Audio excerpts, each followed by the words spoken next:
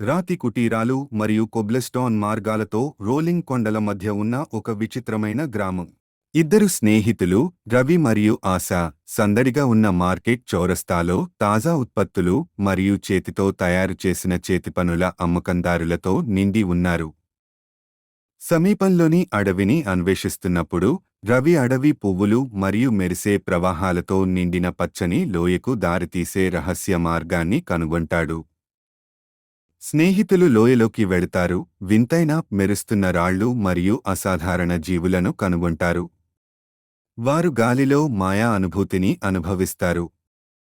వారు అన్వేషిస్తున్నప్పుడు వారు లోయ యొక్క రహస్య సంరక్షకుడిని ఎదుర్కొంటారు. వారు తమ యోగ్యతను నిరూపించుకోవడానికి, ఒక చిక్కును పరిష్కరించడానికి వారిని సవాలు చేస్తారు.